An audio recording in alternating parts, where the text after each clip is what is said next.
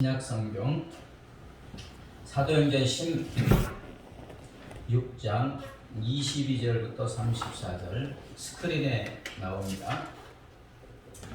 저와 여러분이 한 절씩 번갈아서 읽겠습니다. 무리가 일제히 일어나 고발하니 상관들이 옷을 찢어 벗기고 매로 치라 하여 많이 치루에 오게 가도 간수에 명하여 든든히 치라 하니 그가 이러한 명령을 받아 그들을 깊은 옥에 가두고 그 발을 착고에 든든히 채웠더니 한밤중에 바울과 실라가 병하고 하나님을 찬송하며 주들이 듣더라. 이에 갑자기 큰 지진이 나서 옥토가 움직이고 문이 곧 다 열리며 모든 사람의 매인 것이 다 벗어진지라.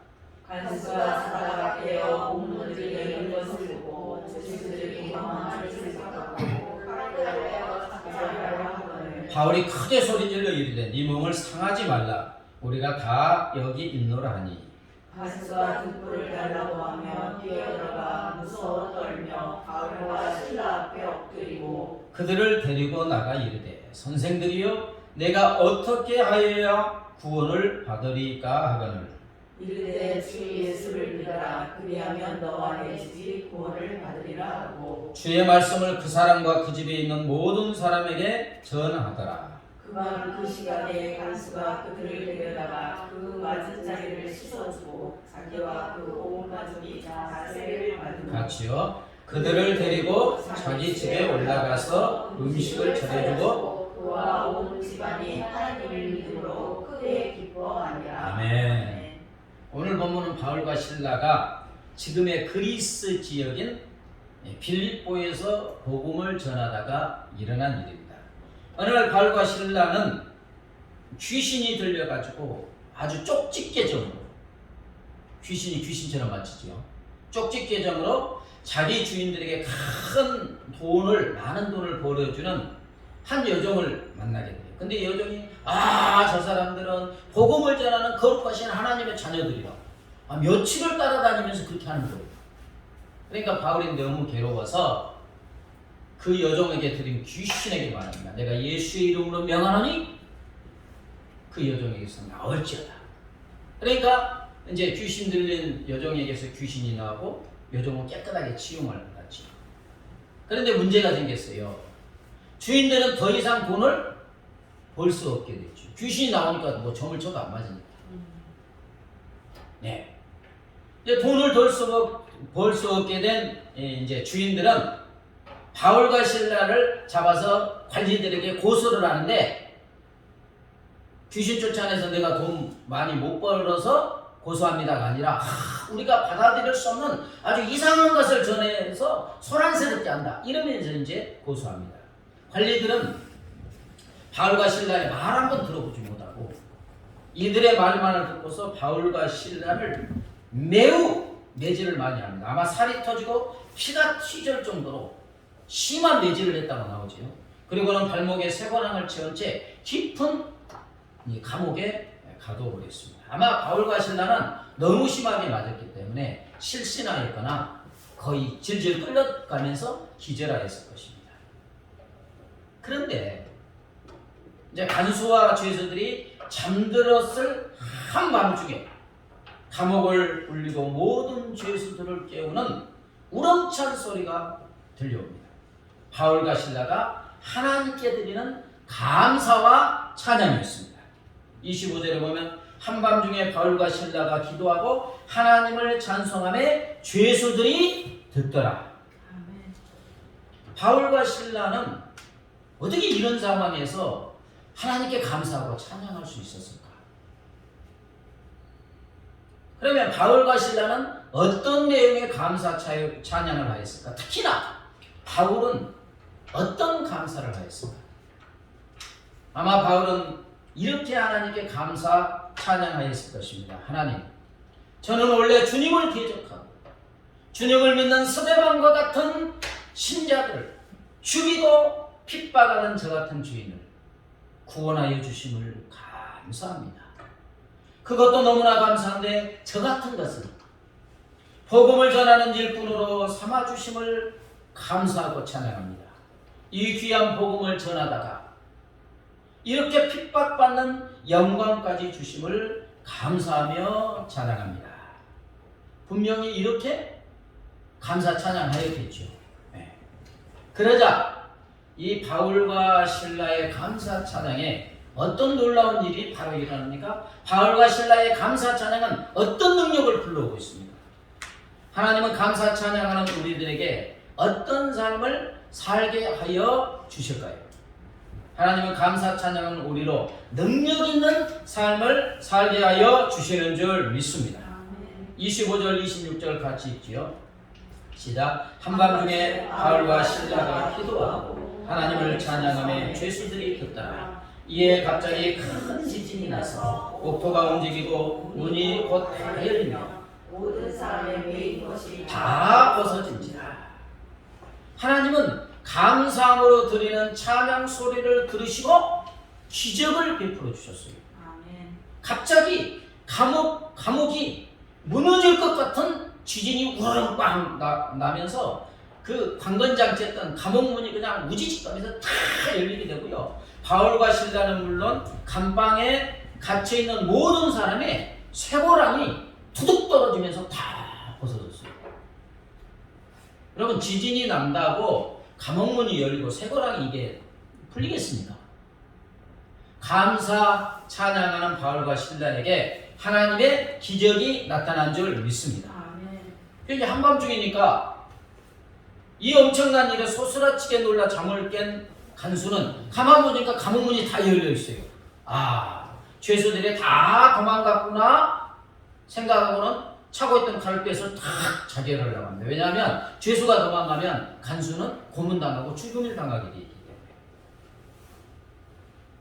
이것을 본 바울이 즉각 큰 소리로 외칩니다. 내 몸을 상하지 말라. 우리가 다 여기 있노라. 제가 생각해 보니까 어떻게 죄수들이 안 도망갔을까? 너무 놀라가지고 도망갈 생각도 하지 못하고 이 무너져서 우리 죽을까? 아마 사색이 되어서 떨고 있었을 거예요. 어쨌든 안 도망갔습니다. 바울의 말을 듣고 죄수들이 도망가지 아니한 것을 확인한 간수의 반응은 어떻습니까? 바울을 죽게 두들기는 걸 현장에서 본 간수예요. 그런데 바울과 실라가 찬양하니까 상상할 수 없는 일이 일어나니까 자기도 모르게 그냥 바울과 실라가 탁 엎드려서 하는 말이, 선생들이여, 내가 어떻게 하여 구원을 받으리까? 그러자 바울이 말합니다. 주 예수를 믿어라. 그래야면 너와 네 집이 구원을 받으리라. 아멘. 이에 간수와 그 집의 모든 가족이 예수를 믿고 이 세례를 받고, 그리고 또 모셔다가 한밤중에 맛있는 음식을 해서 극진히 대접하죠. 그리고 다음 날은 바울과 실라가 관리들의 사과까지 바꿔서 석방되는 기적이 일어납니다. 내가 로마 사람인데 재판도 하지 않고 나를 때렸다. 그러니까 그냥 막 상관들이 미안하다, 죄송하다 하면서 이렇게 석방되는 기적까지 일어났습니다. 사랑하는 여러분, 보통 사람이라면 바울과 실라와 같은 상황에 처하면 아주 심하게 낙심하고요, 절망하고요, 불평하고 원망하고 아마 넘어지고 자빠졌을 것입니다. 그러나 바울과 실라는 이렇게 넘어질 수밖에 없는 상황 속에서도 하나님께 감사로 찬양을 드렸습니다. 그러자 하나님은 그들의 심령에 환경을 뛰어넘고 기쁨과 평강이 임하게 하여 주신 줄 믿습니다. 감옥에 있어요. 환경은 변하지 않았어요. 근데 감사 찬양하니까 이 환경을 뛰어넘는 기쁨과 감격이 마음속에 막 솟아오르는 것입니다. 그뿐만이 아니지요. 하나님은 이들의 감사로 드리는 찬양에 능력을 베풀어 주셔서 환경을 변화시켜 주셨고 벗어나게 하여 주신 줄 믿습니다. 여러분이 그 감옥 바울과 실라가 있는 현장에 있었다고 생각해 보세요. 그냥 감사 찬양하는데 그냥 어마어마한 기적이 일어나요. 이것을 경험한 바울과 실라의 마음은 어떻게 했겠습니까? 지금 죽어도 여한이 없을 정도로 기쁨과 감격이 차고 넘쳤을 줄 믿습니다. 막 가슴이 터질 것 같은 감격과 주체할 수 없는 기쁨에 그들의 영혼은 덩실덩실 춤을 춘 줄 믿습니다. 여러분 기도하다가 하나님 만나면 어떻습니까? 막 죽을 것 같은 기쁨이 넘치잖아요. 눈물이 막 쏟아져. 그렇습니다. 이처럼 찬양은 찬양하는 자의 영혼에 기쁨과 감사, 감격이 넘치게 하고 어떤 어려운 환경도 뛰어넘게 하고 넘어지지 않게 하고 주저앉지 않게 하여 주시는 줄 믿습니다. 더하여서 한 걸음 더 나아가 그 환경을 벗어나게 하시고 승리하게 하는 것이 찬양의 능력인 줄 믿습니다. 영락교회 담임 목사님이었던 고 한경직 목사님은 98세까지가 사셨죠. 오늘 이 본문을 묵상하고 나서 이런 믿음의 고백을 했습니다. 이러한 찬송의 능력은 지금도 살아있다. 우리가 찬송을 부를 때 우리 마음을 가두고 있던 불안과 의심과 분노와 불평의 온갖 사슬이 깨지는 기적이 매일 일어난다. 이렇게 고백했습니다. 찬양의 능력은 바울 시대나 지금이나 여전히 살아있다는 거예요.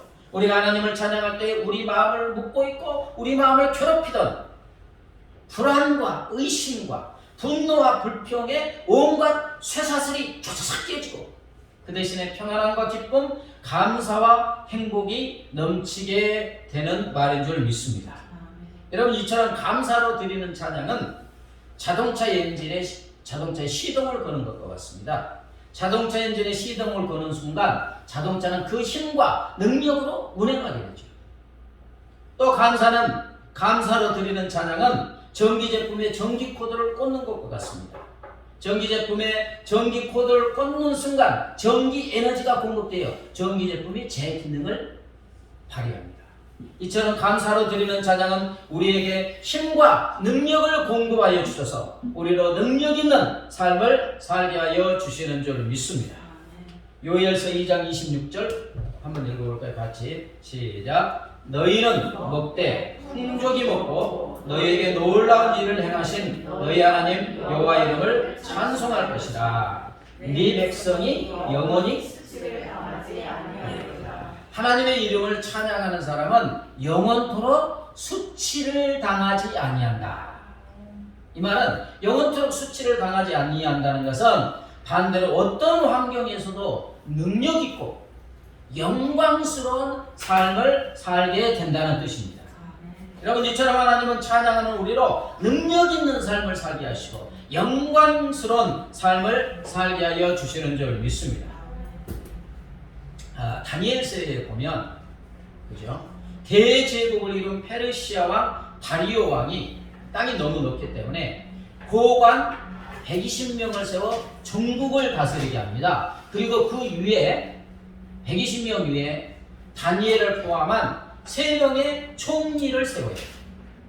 근데 세워놓고 보니까 다리오 왕이 보니까 이 다니엘이 총리 둘보다도 너무너무 지혜롭고 탁월하기 때문에 다니엘을 이제 전국을 다스리는 수장으로 삼으려고 계획을 합니다.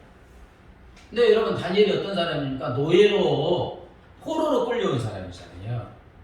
그러니까 얼마나 식이 나고 질투가 났겠어요. 그래서 이에 고관들과 9명의 총리는 다니엘을 시기하여 어떻게 하면 저놈을 넘어뜨릴까? 제거하기 위해서 머리를 맞대고 이번이 저번 일을 하다가 다니엘을 주의 깊게 살펴보니까 다니엘은 하루도 빼먹지 않고 하루 3번씩 하나님께 감사 찬양하는 것을 보고는 저걸 이용하면 되겠구나. 저걸 이용하면 되겠구나. 그래서 다리오 왕에게 나아가서 어떤 제안을 하냐면 왕이시오. 앞으로 한 달간은 왕 외에 어떤 신에게나 사람에게 기도하여 무엇을 구하면 굶주린 사자굴에 던져넣어서 사자밥이 되는 그런 법령을 세우면 좋겠습니다. 왕이 좋아할까요? 안 좋아할까요? 네? 자기를 신처럼 이렇게 한 달간은 자기를 신처럼 섬기게 하자고 하는데 안 좋아할 왕이 어디에 있겠어요? 그거 좋다. 그러면서 전국에 이 내용으로 이제 금령을 선포합니다. 그러나 다니엘은 이 금령을 듣고도 전혀 조금도 흔들림이 없이 평소에 하던 대로 하루 3번 하나님께 감사와 찬양의 기도를 드리고 있습니다. 자, 다니엘서 6장 10절 읽습니다. 시작. 다니엘이 이 조서에 왕의 도장이 찍힌 것을 알고도 자기 집에 들어가서는 일반가에 올라가 예루살렘으로 향한 창문을 열고 전에 하던 대로 하루 3번씩 무릎을 꿇고 기도하며 그래야 하나님께 감사하였더라. 아멘. 여기서 감사하였더라는 원어로 예다로 감사하고 찬양하다는 뜻이에요. 이에 이제 다리오 이제 얼마나 벌떼처럼 왕 앞에 몰려와서 공격하겠어요. 근데 왕이 너무 다니엘을 사랑하니까 어떻게든지 구하고 싶은데 할 수가 없는 거예요. 그래서 얘들이 이렇게 한 게 나를 높이기 위한 게 아니고 이 다니엘을 죽이기 위한 음모였구나 걸 깨닫지만 이미 늦었지요. 그래서 어쩔 수 없이 다니엘을 사자굴에 던져넣습니다. 그리고 왕이 밤이 새도록 금식을 해요. 얼마나 다니엘을 사랑했으면 금식하고 그 앞에 오락을 거치고 잠을 한숨도 자지 않고 걱정합니다. 그리고 이튿날 새벽에 혹시나 다니엘이 살아있을까 해서 왕이 그냥 최신머리지 급히 사자굴로 달려가서는 가까이 가서 슬픈 소리로 다니엘의 이름을 부릅니다. 살아계시는 하나님의 종 다니엘아, 네가 항상 섬기는 너의 하나님이 사자들에게서 능히 너를 구원하셨느냐. 살아계시는 하나님의 종 다니엘아, 네가 항상 섬기는 네 하나님이 사자들에게서 능히 너를 구원하셨느냐. 그러자 너무나 놀랍게도 살아있는 다니엘의 대답이 바로 들려옵니다. 왕이여 만세무강하옵소서. 나의 하나님이 이미 그의 천사들을 보내어 사자들의 입을 보호하셨으므로 사자들이 나를 상해하지 못하였사옵나이다. 상처 하나 주지 못했습니다. 다리오 왕은 얼마나 기쁘고 감격스러운지 말로 다 할 수 없죠. 그래서 다니엘을 직강 석방시킨 후에 바로 명령을 합니다. 다니엘을 거짓으로 고소한 사람들을 끌어다가 그들과 그들의 아내와 자식들을 모두 사자굴에 던져 넣으라. 그래서 이제 던져 넣으니까 굴바닥에 떨어지기 전에 그냥 사자들이 확 움켜해서 그냥 뼈까지 다 했다고 나와요. 그리고 그 다음에 멋있어요. 다리오 왕은 전국에 조서를 내리는데 그 내용이 뭐냐면 놀랍게도 다니엘이 섬기는 하나님을 높이고 찬양하는 내용입니다. 이 왕은 지금 하나님을 믿는 사람이 아니에요. 근데 다니엘의 하나님이 너무너무 그냥 위대하신 거예요. 그래서 자기도 모르게 전국에 조서를 내서 이 찬양하는 내용인데 이 왕의 조서는 찬양의 모델인 것 같아요. 이 왕이 내린 것은 하나님이 어떤 분인지 하나님이 어떤 일을 행하셨는지 자랑하고 칭찬하면서 찬양하고 있는데 다니엘서 6장 26, 27절 읽습니다. 시작. 내가 이제 조서를 내리노라. 내 나라 하늘 아래에 다 다니엘의 하나님 앞에서 떨며 두려워할지니 그는 살아계시는 하나님이시요 영원히 변하지 않으실 이시며 그의 나라는 멸망하지 않을 것이요 그의 권세는 무궁할 것이며 그는 구원도 하시며 건져내기도 하시며 하늘에서든지 땅에서든지 다니엘을 구원하여 사자의 입에서 벗어나게 하셨습니다. 아멘. 여러분 찬양이 뭐냐? 요게 찬양입니다. 하나님을 찬양한다는 것이 찬송가로 노래 부르는 것은 찬양의 한 내용일 뿐이에요. 이 다리오 왕이 진짜 하나님을 멋있게 찬양하고 있어요. 여러분 어떻게 이런 드라마 같은 기적이 일어났습니까? 다니엘의 감사로 드리는 찬양이 이런 기적을 가져온 줄 믿습니다. 아멘. 여러분 하나님은 감사로 찬양 드리는 다니엘로 능력 있는 삶, 왕까지도 우러러보는 영광스러운 삶을 살게 하여 주신 것입니다. 그렇습니다. 하나님은 감사 찬양하는 우리들로 영광스러운 삶, 능력 있는 삶을 살게 하여 주시는 줄 믿습니다.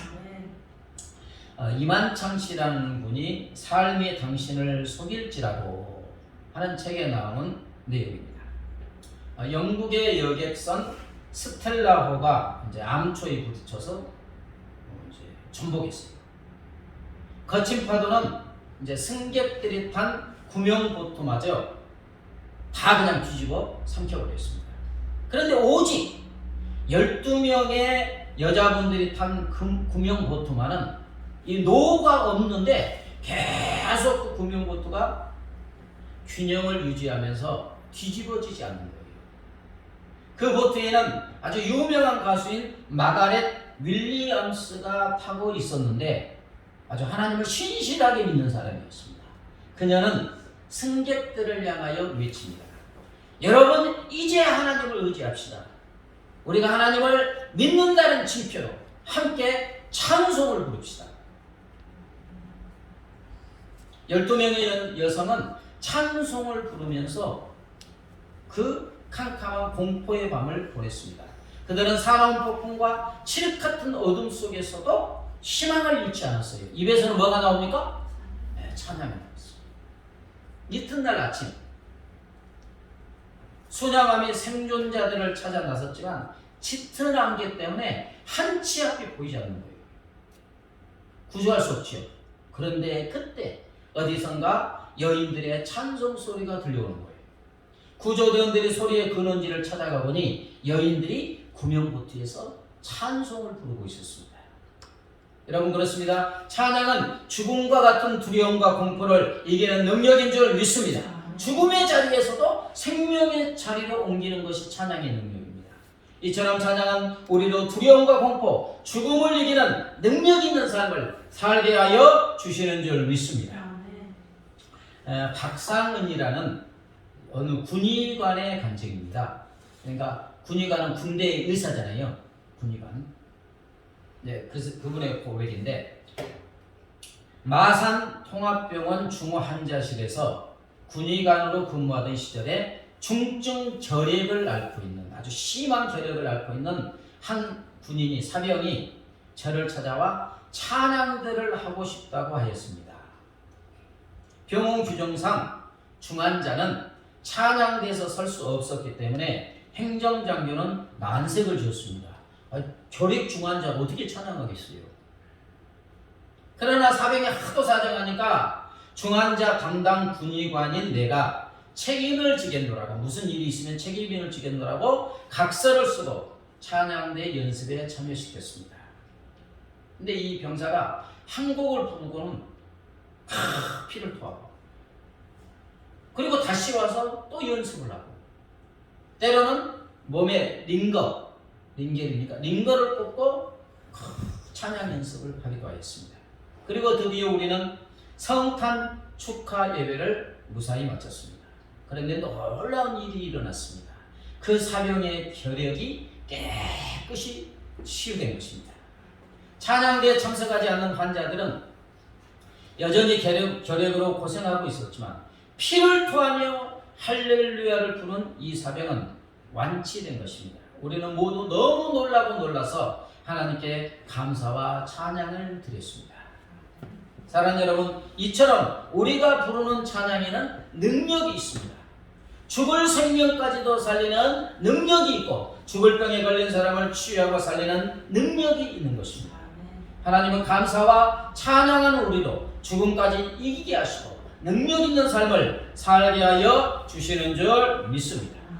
여러분, 찬양이 이러한 능력 있는 삶을 살게 한다면 우리는 어떤 삶을 살아야 되겠습니까? 당연히 하나님을 찬양하는 삶을 살아야 될 줄 믿습니다.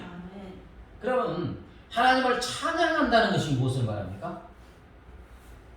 하나님을 찬양할 때 찬양한다는 것이 무엇입니까? 오늘을 찾아보면 자랑하고 칭찬하는 것입니다.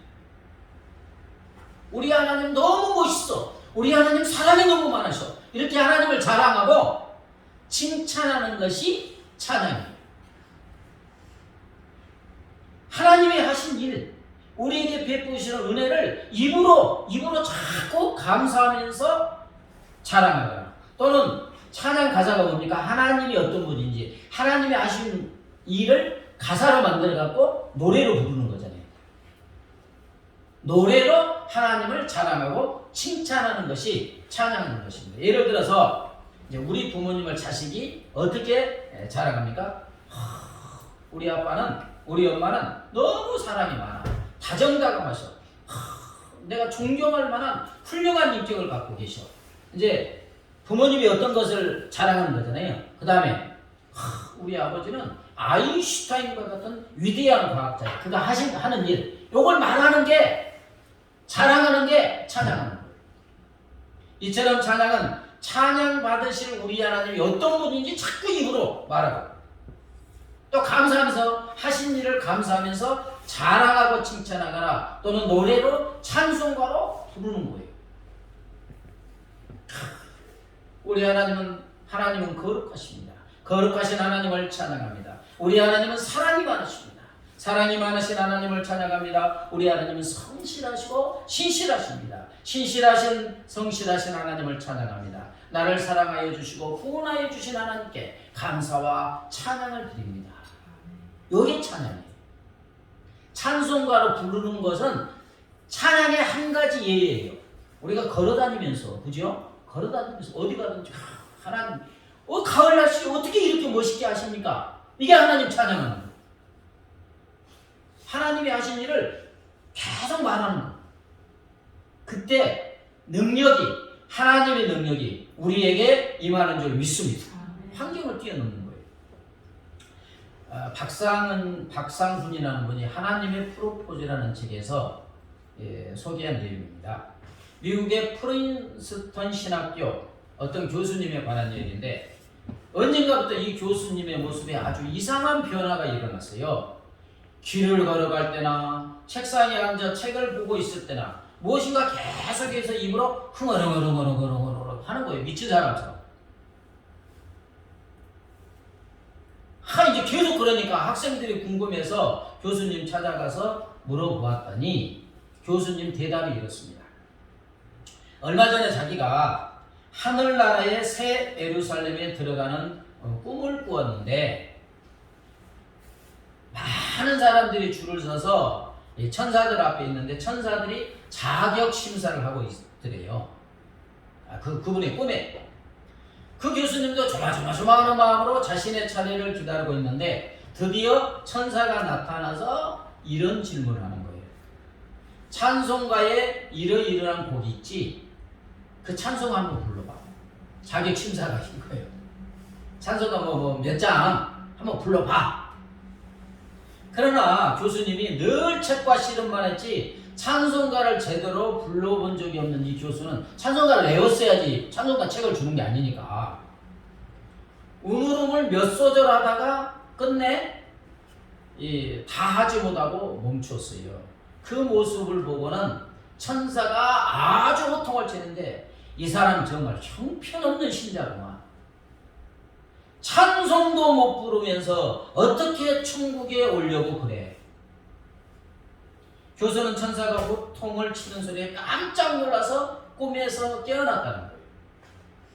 꿈속에서 너무 혼이 난 이 교수는 그 이후로부터 시간이 있는 대로 계속해서 찬송을 중얼중얼 부르며 자신의 마음에 찬송이 충만하도록 예를 쓰고 있다. 아멘. 계속해서 중얼중얼 찬양하면 그 찬양이 능력이 되는 줄 믿습니다. 사랑하는 여러분, 천국이 어떤 곳입니까? 찬양이 가져간 곳인 줄 믿습니다. 요한계시록 읽어보세요. 천군 천사 장로들 하는 게 찬양입니다. 어떤 사람은 천국에 가면 찬양만 하니까 심심하다고 하는데 천만의 말씀입니다. 찬양을 하면 할수록 영원한 시간 동안 행복과 만족이, 기쁨이 더 차고 넘치게 될 줄 믿습니다. 여러분, 우리가 천국에 가서 할 유일한 하나는 찬양밖에 없어요. 하나님 믿지 않아도 돼요. 하나님 앞에 있는데 뭘 믿어요? 그죠? 안 보일 때 뭐 믿는다 말을 하지, 내 앞에 하나님 계시는데 뭘 믿어요? 하나님 계시는데 지금. 찬양만 있습니다. 어느 신실한 집사님이 이제 나이가 들어가지고 자녀들에게 부담을 안 주려고 거동하기 괜찮을 때, 건강할 때 스스로 자녀들이 말림에도 불구하고 요양병원에 있는 요양시설로 들어갔어요. 담임 목사님이 요양시설에 찾아가서 신방할 때 묻습니다. 집사님, 참 무척 외롭고 쓸쓸하고 답답하시지요. 그런데 이 질문에 이 집사님의 대답에 목사님이 아주 큰 감동을 받았어요. 아닙니다, 목사님. 저는 너무 좋습니다. 아니, 뭐가 좋아? 자식들이 와봤자 한 달에 한 번 정도 오는데 너무 좋습니다. 그 다음에 하는 말이, 저는 매일 캄캄한 새벽녘에 일어나 이 옥상에 올라가서 눈을 들어 동토하는 하늘을 바라보며 하나님께 찬양합니다. 이제 어두우니까 찬송가 볼 수 없으니까 찬송가의 가사를 내어 약 20곡 정도 마음껏 부르며 하나님을 찬양합니다. 그렇게 1시간 정도 찬양하고 나면 마음이 얼마나 기쁘고 행복한지 말로 다 할 수가 없습니다. 그렇습니다, 여러분. 찬양은 외롭고 답답한 환경, 그 어떤 환경도 뛰어넘게 하는 줄 믿습니다. 어떤 환경도 어쩌지 못하는 능력을 주어 우리로 기쁨과 감격, 행복의 삶, 능력의 삶을 살게 하여 주는 줄 믿습니다. 사랑하는 여러분, 어쩔 때 너무 어려울 때는 기도 나옵니까? 안 나와요. 하나님하고 기도도 안 나옵니다. 기도도 안 나오고 마음과 영혼이 너무 답답하고 가라앉아 있을 때 우리가 할 수 있는 것이 찬송가예요. 찬송가 펼쳐놓고 하기 싫어도 그냥 억지로 하는 거예요. 1장, 2장, 3장. 제가 청년 때 찬송가 처음부터 500 몇 장까지 아는 찬송 그냥 한 번씩 다 불러봤어요. 2시간인가 3시간인가. 처음에는 힘듭니다. 30분 동안 하는데 막 목도 타고. 근데 1시간, 2시간, 1시간을 넘어가니까요. 영혼이 이렇게 얼마나 그 기쁨이 넘치는지 부드러워지고 그냥 부드럽게 쫙 찬양이 나옵니다. 한 2시간, 서너 시간 부르니까. 답답한 환경, 우울한 건 다 사라져요. 아니면 요즘에는 얼마나 좋습니까? 유튜브에, 그죠? 은혜 찬양 이렇게 딱 치고 하면은 얼마나 잘 되어 있는지 몰라요. 은혜로운 찬양 20곡, 30곡 쫙 있습니다. 그거 틀어놓고 또 한두 시간 들어보세요. 그러면 어느샌가 우리의 마음과 영혼은 기쁨과 감격, 만족으로 충만하게 될 줄 믿습니다. 아니면 오늘 부른 이제 마지막 말씀에 4주를 가까이 이 찬양을 부를 건데, 은혜로운 찬양 한 곡을요 1주일 동안 불러도 좋습니다. 그게 더 효과적인 것 같아요. 길가에 가면서 차 타면서 계속 그 찬양 듣는 거예요. 그러면요 하루 이틀 정도만 들어도 나중에 꿈속에서도 내 영혼이 그걸로 찬양합니다. 우리가 교회에서 그 찬양할 때 같은 곡 은혜로운 찬양을 한 몇 번 부르잖아요. 저도 집에 갈 때도요 계속 속에서 그 찬양이 그냥 막 불러줘요. 그런 찬양을 할 때 우리의 영혼은 기쁨과 감사가 넘치게 될 줄 믿습니다. 그래서 중세의 위대한 신학자 어거스틴은 이런 말을 합니다. 크리스찬은 정수리로부터 발끝까지 할렐루야로 채워져야 한다고 했습니다. 머리 꼭대기부터 발끝까지 할렐루야, 하나님의 찬양으로 가득 채워져야 된다고 그는 고백하고 있는 것입니다. 호라 키오보나라는 사람의 기도 내용입니다. 오 주 나의 하나님이여, 나의 삶의 모든 영역을 찬양으로 충만하게 하사 나의 전 존재가 주님을 찬양하게 하소서. 입술로만 하는 찬양이 아니라, 마음으로만 하는 찬양이 아니라 나의 삶 전체가 찬양으로 가득 넘치게 하여 주소서. 아멘. 머리로 마음으로가 아니라 내 삶 전체가 하나님을 찬양하게 하소서. 말씀을 정리합니다. 하나님은 찬양하는 우리로 능력 있는 삶을 살게 하여 주시는 줄 믿습니다. 우리 모두 감사로 찬양하고 노래로 찬송가로 찬양하고 능력 있는 삶을 살 수 있기를 예수님의 이름으로 축복합니다. 4주를 가까이 하게 하면 십자가 짐 같은 고생이나 내 일생 소원은 늘 찬송하면서 죽게도 가기 원합니다. 이 찬송을 하시고 말씀을 붙잡고 합심하여 기도하겠습니다.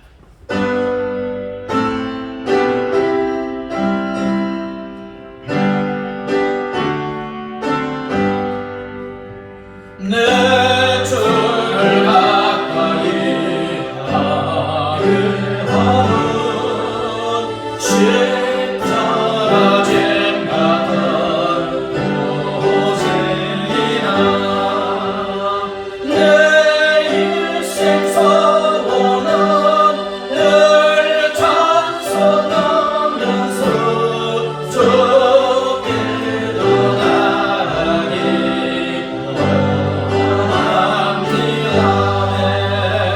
내 고생하는 것 옛냐고리 돌베개 메고자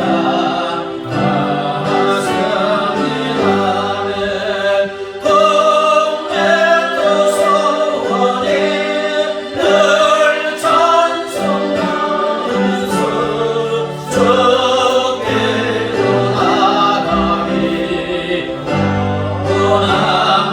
원합니다는 천성에 가는 길 영하여도 생명길 빛나게 은혜로라면 천사를 거니 늘 찬송하면서 주께로 나가기 원합니다는 야곱이 잠겨요 일어나는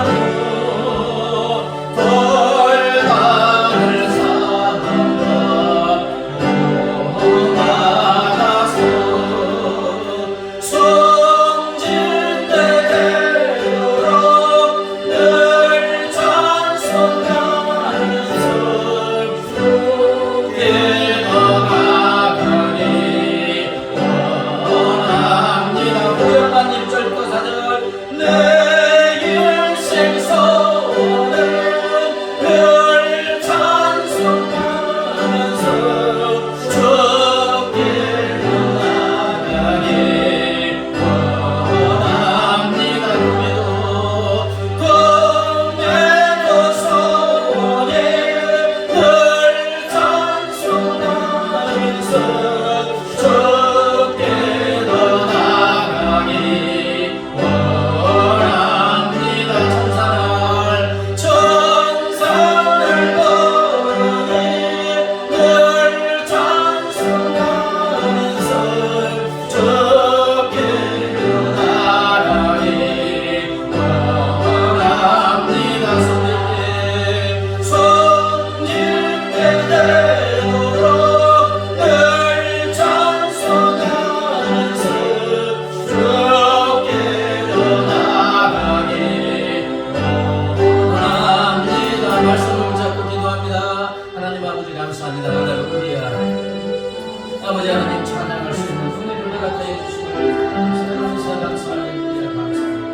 아버지 복음을 전하다가 시간 낭자고 두들겨 맞고 감기 갇히는 바울과시다가 나를 구원해 주신 하나님께 감사 찬양하고 부족하고 연약한 자를 복음 전하는 일꾼으로 삼아주심을 감사 찬양하고 복음을 전하다가 핍박을 받는 영광을 준 것을 감사 찬양하고 우리 하나님 그 찬양 감사 찬양에 너무 주게 하시고 기뻐하셔서 은혜가 베풀어주셔서 다음번에 다 열리고 묶인 것이 풀어지고 간수와 가족이 구원받고 석방되는 기적을 행하셔서 능력 있는 삶을 살게 하신 우리 하나님께 감사 찬양합니다. 아버지 이 말씀을 우리에게 허락하여 주시면서 우리가 감사 찬양하는 삶을 살게 어떤 환경도 능력이 뛰어넘고 어떤 환경도 능력을 살고 극복하고 승리하는 능력의 삶을 살게 하여 주신다는 말씀이 나올 것입니다. 하나님 아버지 우리가 매일 감사한 찬양할 때 우리 심령의 기쁨과 감사와 번민과 행복이 차가운 넘치기를 주십니다. 우리가 감사 찬양할 때 어떤 절망적인 낙천적인 환경도 능히 뛰어넘고 극복하고 아버지 능력 있는 삶을 살게 되는 줄 믿습니다. 우리가 감사 찬양하면 우리의 삶이 가장 행복해지는 것이고 우리가 감사 찬양할 때 아버지 삶을 뛰어넘고 수많은 영혼들에게 아버지 기쁨과 감사와 아버지 구원의 역사까지 이루게 하여 주시는 줄 믿습니다. 하나님 날마다 우리의 심령에 감사와 찬양을 받아 찬양을 치게 하여 주옵소서. 감사와 찬양의 것이니까 우리 하나님의 어떤 분임을 자랑하는 것이 찬양이고 우리 하나님의 어떤 분이고 우리 하나님이 내게 어떤 일을 베풀어 주셨는지 감사가 없는 찬양하는 것이 우리 하나님을 찬양하는 것이 되었습니다. 아버지 손질 때라도 아버지 이 땅을 떠날 때까지 하나님 우리의 안되는 것 순간까지 우리의 영혼성에 감사와 찬양이 넘치지 마시고 그래서 우리가 만족하고 기뻐하고 행복하고 능력 있는 삶을 살아갈 수 있도록 우리 하나님 은혜 베풀어 주시고 인도하여 주시옵소서.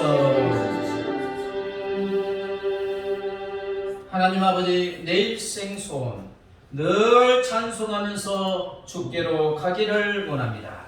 꿈에도 소원이 늘 찬송하는 것, 숨질 때 되도록 늘 찬송하는 삶을 살아가게 하여 주시옵소서. 그래서 하나님의 능력을 공급받아 능력 있는 삶으로 하나님께 영광 돌리게 하여 주시옵소서. 감사하며 예수님의 이름으로 기도드리옵나이다. 아멘.